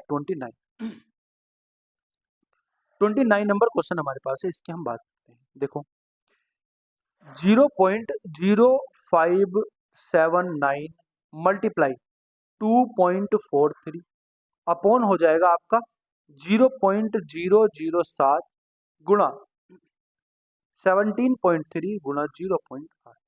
जब आप इसको सोल्व करोगे तो आप इसको सोल्व करके जो पाओगे वो आपका इसका सही उत्तर पाओगे। देखो आप एक काम करते हैं, 4 जीरो ये हैं, 4 अंक है इसके बाद, तो इसके बाद 4 जीरो नीचे लगा देंगे, ठीक है। 2 अंक ये हैं तो 2 जीरो और लगा देंगे, 1 2, ठीक है, मल्टीप्लाई। ये 3 अंक है तो 3 जीरो ये हो जाएंगे, 4 और 1 5 हो जाएंगे, तो 5 जीरो ऊपर हो जाएंगे। अब इन 5 जीरो को 4 जीरो से काट दो तो 1 जीरो नीचे बचेगा, यानी अब जो वैल्यू हम लिख सकते हैं वो लिख सकते हैं 5 9 इतना 243 अपॉन अपॉन हो जाएगा 7 गुणा इतना, मैं 70 लिख देता हूँ क्योंकि 1 जीरो नीचे फालतू बच रहा था हमारे पास, मल्टीप्लाई 8 हो जाएगा। जब आप इसको सोल्व करोगे तो आपका जो आंसर निकल के आएगा वो 1.4522 इसका आंसर आ जाएगा, यानी मैं कह सकता हूँ ए ऑप्शन इसका सही उत्तर हो जाएगा। इतनी बात समझ में आगे कि नहीं आगे बोलो। आगे की मैं बात करता हूँ दोस्तों, क्वेश्चन नंबर हमारे पास कौन सा है, क्वेश्चन नंबर हमारे पास है 30 सॉरी, इसकी बात करते हैं। देखो अंडर रूट कितना है, अंडर रूट 2.4656 है, अंडर रूट इतना है, अंडर रूट इतना है। आप इसको 256 बटे कितना लिख सकते हो, 100 लिख सकते हो, मल्टीप्लाई इसको आप कितना लिख सकते हो, आप बोलोगे 2461 बटे कितना लिख सकते हैं, 2461 बटे 100 लिख सकते हैं, मल्टीप्लाई आप इसको लिख सकते हैं 2401 बटे 100, ठीक है। अब आप इसको सोल्व कर लो, बस सिंपल सी बात है।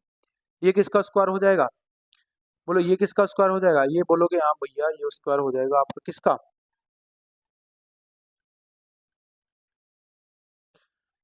आप इसका स्क्वायर निकाल दो, ये हो जाएगा आपके पास, जब इसको बाहर निकालोगे 16 बटे 10 हो जाएगा, यानी कि 1.6 हो जाएगा, मल्टीप्लाई ये जो आपके पास निकल के आएगा दोस्तों, ये निकल के आएगा आपके पास कितना,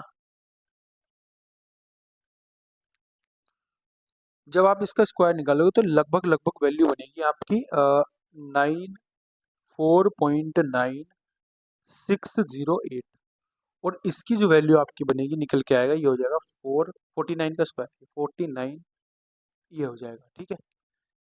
आगे बात समझ में, इसमें वैल्यू निकालेंगे ये हो जाएगा, ये एग्जैक्ट स्क्वायर नहीं है, इसको अगर हम सोल्व करेंगे ना, जब आप इसका अंडर रूट निकालोगे तो कितना आएगा आपको पता है, इसका जब आप अंडर रूट निकालोगे 2461 का, तो जो आपके पास निकल के आएगा वो यही निकल के आएगा 49, ये निकल के आएगा 49.608 ये निकल के आएगा।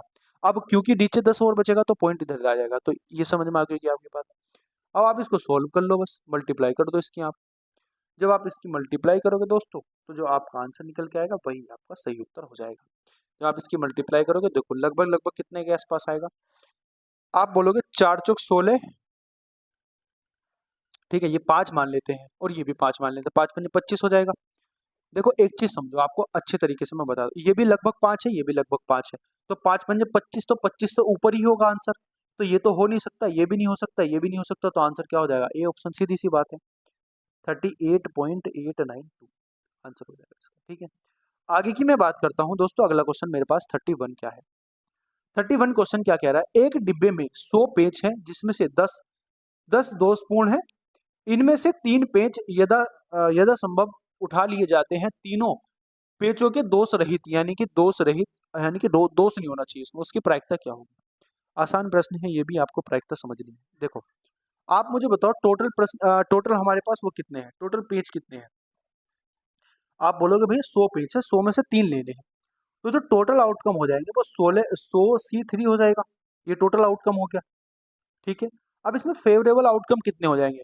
आप बोलोगे 100 पेज है हमारे पास, उसमें से दोषपूर्ण 10 है, तो इसमें से जो दोष रहित है वो कितने हैं? 90।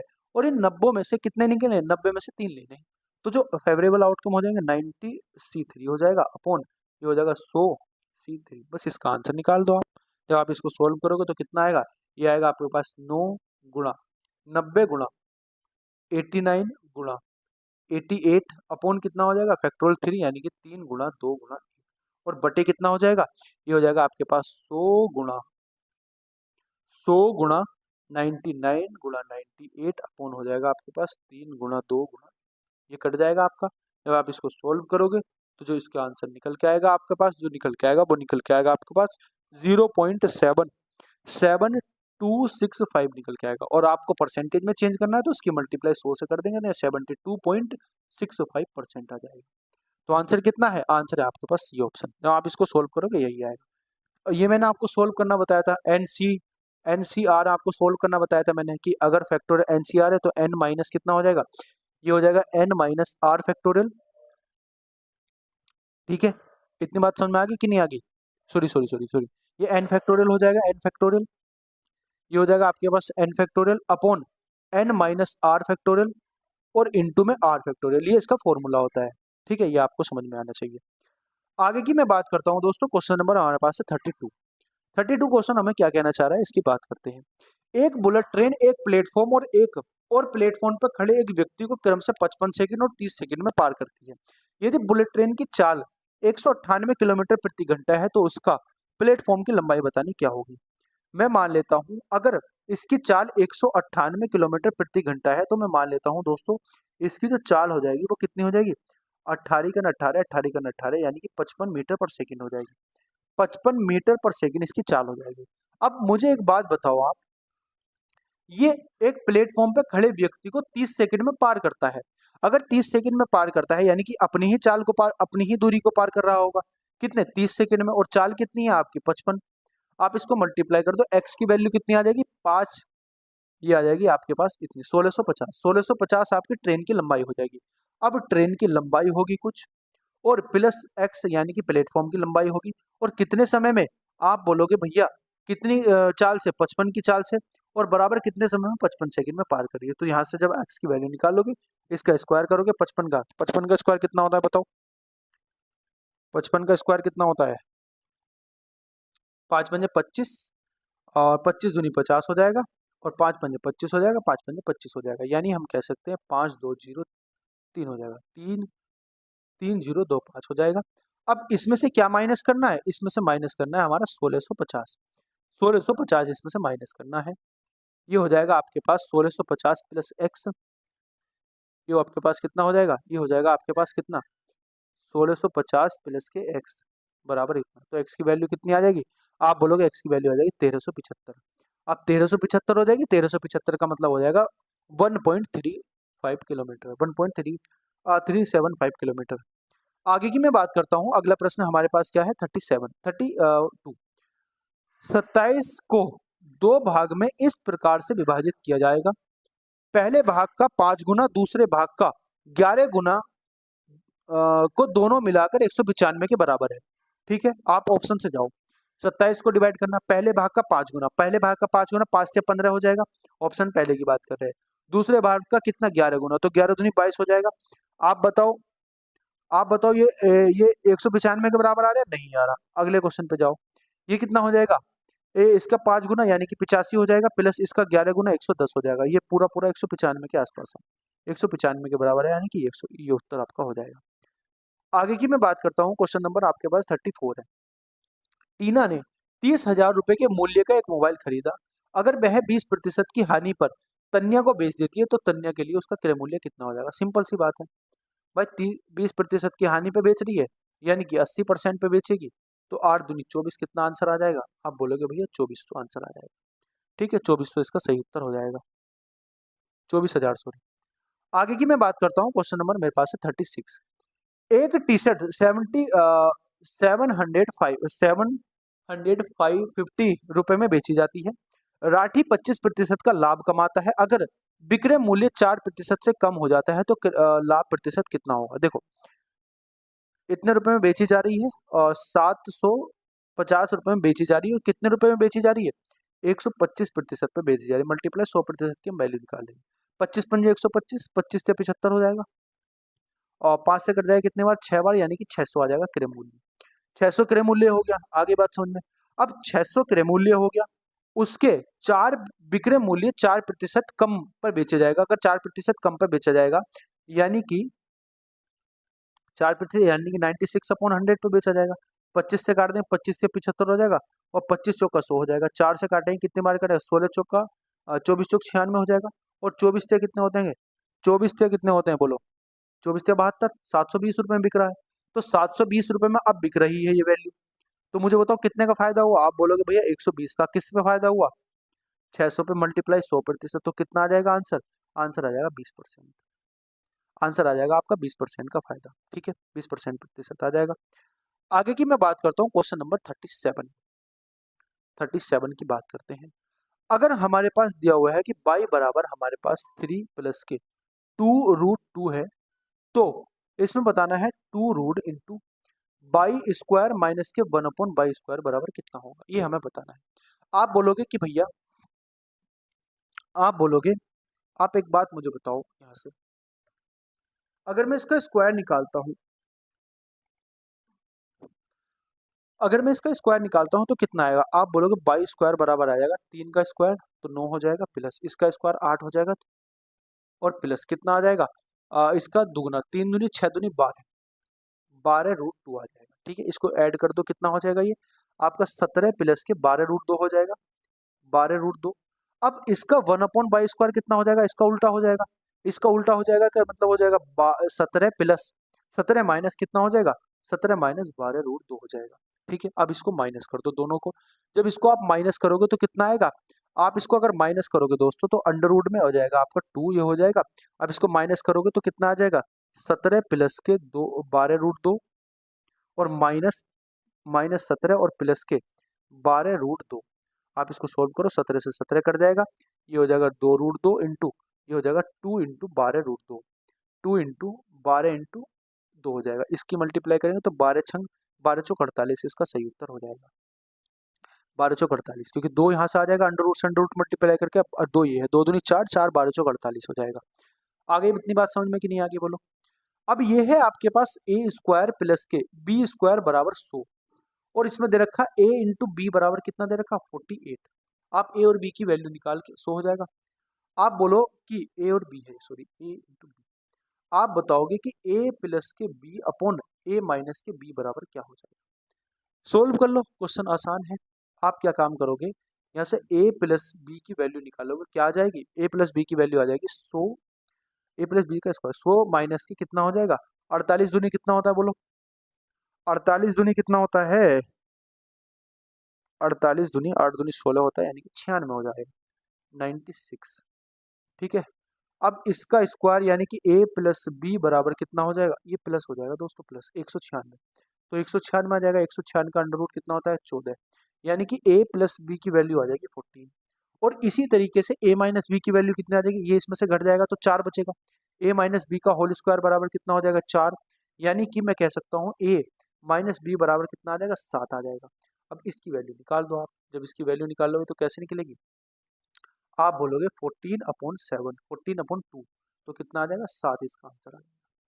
ए ऑप्शन इसका सही उत्तर हो जाएगा। आगे की मैं बात करता हूँ। क्वेश्चन नंबर हमारे पास है कौन सा, 39 की हम बात करते हैं। देखो इसने बोला कि ए और बी का की पावर 1/3 है और इसका मान कितना है 5 है, तो ए प्लस बी का मान बताना क्या होगा। आप मुझे बताओ ए इंटू बी बराबर कितना हो जाएगा, ये हो जाएगा आपके पास, इसका क्यूब कर देंगे 125 हो जाएगा। इतनी बात समझ में आ गई। अब ए इंटू बी का क्यूब 125 हो जाएगा। अब आप मुझे बताओ ए प्लस बी की वैल्यू क्या क्या हो सकती है। आप एक बात बताओ, 25 की मल्टीप्लाई में 5 से करूंगा तो कितना आएगा, 25 पंजे 125 और 25 और 5 कितना हो जाएगा, 30 आ जाएगा। तो 30 तो हो सकता है, ठीक है। अगर मैं 125 की मल्टीप्लाई 1 से करूंगा और 125 प्लस के 1 करूंगा तो कितना आएगा, 126 आएगा, यानी कि ये भी हो सकता है। अब ये सभी नहीं हो सकता तो ये नहीं हो सकता हमारे पास, ये नहीं होगा। कैसे, ये वाली वैल्यू नहीं हो सकती, यानी कि 47 नहीं आएगा। कैसे भी आप करके देखोगे तो 47 नहीं आएगा, तो यानी कि ये आंसर है हमारे पास। नहीं की वैल्यू पूछना, नहीं तो यह 47 आ जाएगा। क्वेश्चन नंबर हमारे पास है दोस्तों, क्वेश्चन नंबर हमारे पास है कौन सा, क्वेश्चन हमारे पास है 40। एक सम बहुभुज के विकर्णों की संख्या बतानी कितनी होगी। एक सम बहुभुज के विकर्णों की संख्या बतानी हमारे पास कितनी होगी। तो इसका फॉर्मूला होता है, इसका एक फॉर्मूला होता है, उस फॉर्मूले से आप जाएंगे, उसके फॉर्मूले से आप जाओगे तो फॉर्मूला क्या होता है, उसके फॉर्मूले से आप जाएंगे तो आपका सही उत्तर आ जाएगा। ठीक है, हमने 39 क्वेश्चन कर लिए हैं दोस्तों। ठीक है, इन 39 क्वेश्चन को हम कर चुके हैं। हमें बताना है कि बाकी हमारे पास क्या हो जाएगा। देखो समझो एक बात को, इसमें बोला है कि कर्णों की उनके अंतःकरणों की कोणों की संख्या बतानी, अंतःकोणों की संख्या। ठीक है, इसका फॉर्मूला होता है मेरे दोस्त, एक समबहुभुज के विकर्णों की संख्या ज्ञात कीजिए, उसके अंतःकोणों का योग कितना है, इतना है। आप मुझे बताओ n-2 इंटू कितना होता है 180, ये फॉर्मूला होता है और इसके बराबर हो जाएगा 27। ये इसका फॉर्मूला होता है क्या, ये फॉर्मूला होता है कि जो टोटल अंतःकरण है उसका फॉर्मूला होता है n-2 इंटू 180। ठीक है, ये होता है इसका अंतःकरण का फॉर्मूला। इस 10 से 10 कट जाएगा और ये 9 से कट जाएगा 2 बार, ये 9 से कितनी बार कट जाएगा आपका 3 बार, और ये कितनी बार कट जाएगा, आप बोलोगे ये कट जाएगा भैया हमारे पास 15 बार। ठीक है, इतनी बात आगे समझ में कि नहीं आ रही, बोलो इतनी बात समझ में आ रही है आपको कि नहीं आ रही। फिर तो इसका ये आंसर गलत आ जाएगा हमारा।